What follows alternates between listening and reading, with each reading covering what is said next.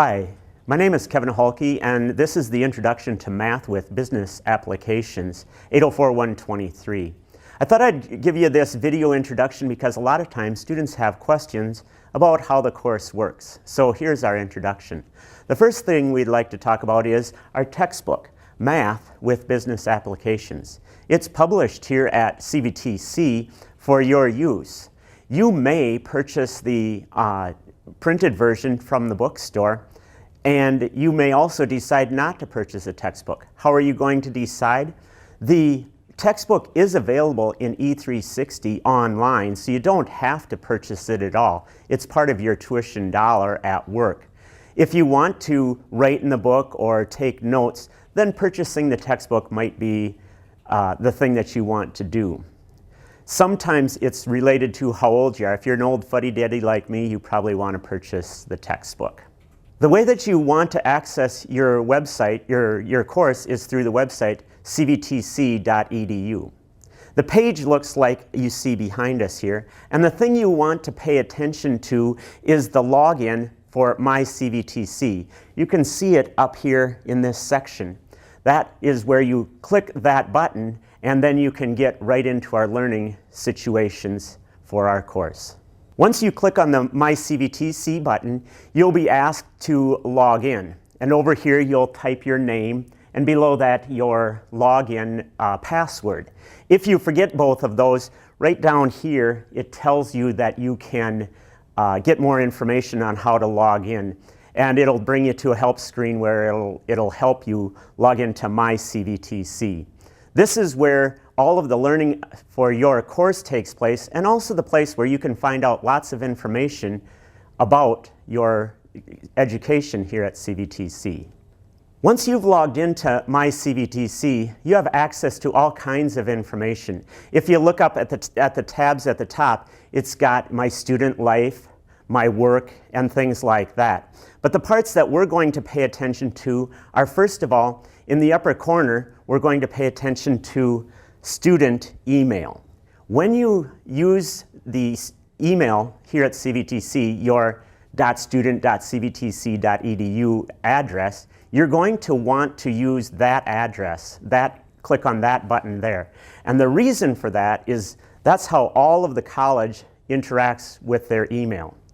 While you may be able to send email messages through E360, your student aid will not come through your E360 email address. So make sure you know how to check your email through the student email address that you can see. The next thing we want to talk about is logging into E360 itself. And if you notice up here in this section, it says Advance 360, and that's the E360. Sometimes there's an automatic login available, and sometimes you have to manually log in. Right now you can see that it's set so that you can automatically log into E360. And that's the learning management system that we use for our course and for most of the courses here at CVTC. Once you've logged into E360, you can see the buttons across the top that tell you all kinds of information about your course, as well as the buttons along the side here that tell you about, well, I guess more information about the course. Probably the most important part is the part of the screen right behind me where you can see daily announcements, work that's due, things like that. That's the most important part of the main screen of E360. But for right now, why don't you click on Courses up here, and then once you've clicked on Courses, select Our Course from your list, and then we'll go right into our Math with Business Apps course. E360 is the main way that I communicate with you on the assignments you have to do and the place where you do all of your work for this course. You're either going to be doing tests or Dropbox items and turning them in to me. There are three things that I would like you to pay attention to: the syllabus, the due dates, and the video and scorecard list. Those are three very important things. Let's look at them individually. The syllabus behind me is the contract that we have, you and I. The things that I promise to do for you, the student, and the things that you, the student, promise to do so that you can get the grade that you need for your course. It's a several-page document, so make sure that you pay attention to it. You don't have to print it off because this is available throughout your course, and it is also partly available in your textbook. The next thing that I would like to talk about is the due date list. The due dates are assigned by weeks. That's that document that you can see behind me here, and it lists the items that are due each of the weeks, the 16 weeks of our semester. Assignments are due on Friday, and I understand that that sometimes is a problem for students. If you can only work on the weekend, please work ahead so that you can have all week to work on your other courses and then have the time available for not just your work, but also for your family life and your school life as well. Best place, or the best document that we have available for you is the video and scorecard document. That lists all of the assignments as well as the different categories upon which you are graded. The best information that you can see from it, though, is that down here you can see that you can click on a video and watch me teaching each of the different things that we're going to have in the course. Students find these very valuable. The most important piece of equipment that you're going to need for our course is the calculator. It's the Casio FX115 ES Plus. It's available at most department stores and also available in the bookstore if you shop early. If you wait around a while, probably they're going to be sold out because all of the students in my math classes use them here in Eau Claire, and they find them very valuable. I just had student evaluations, and one of them said, make sure that you tell all the students that they really need to buy the calculator. One of the advantages of buying the calculator is that you can see we have a document in our E360 course that shows you how to use each of the buttons in the course. Not just what buttons to press to do a certain function, but also a video showing you how to press the buttons. It's a very helpful document for students. Now let's return to the buttons along the side of our course. The button that we're going to talk about first is the Lessons button. The Lessons button lists all the learning plans for the whole course. Our course is divided into 6 units, and you can see their names listed in the document behind me. For each of those different learning plans, you will be able to find out all of the information that you need. It also has links to the videos that are available, as well as directions on which learning tests to take for each of those different objectives. The next button down is the drop box. It lists the boxes where you are going to deposit your Dropbox items.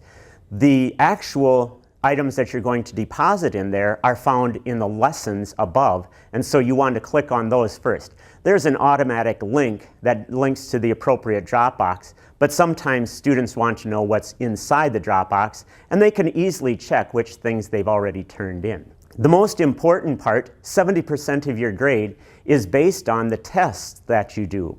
There are learning objective tests, which are kind of like daily assignments.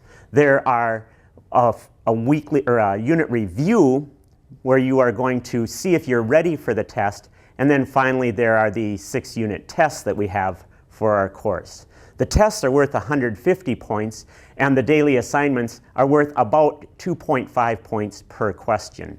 And you have between 10 and 15 questions to answer for each of the daily assignments. Here I clicked in one of the tests, and as you can see, there's directions on how to do the different parts of that lesson, but most importantly, there's a link to a video file that you can watch me solving each of the question types that are available for that learning objective. One of the most important things that CVTC prides itself on is that it has the faculty available for the students.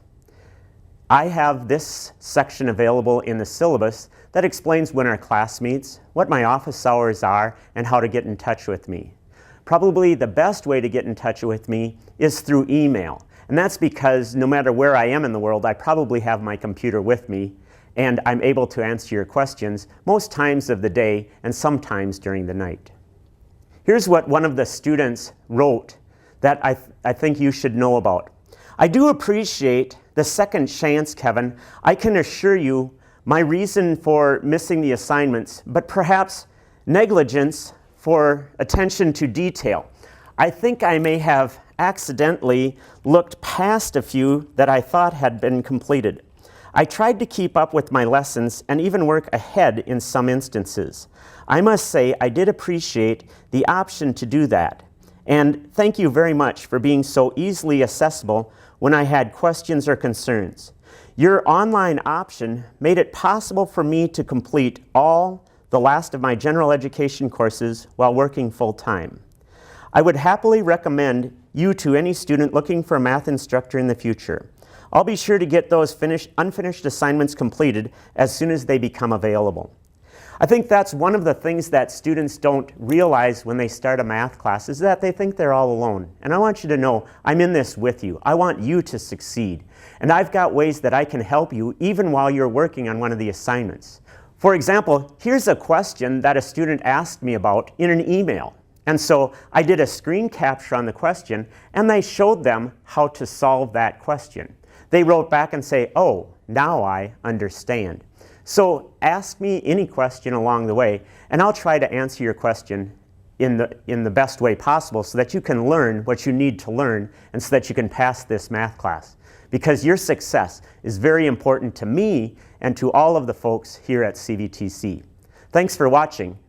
Have a wonderful semester.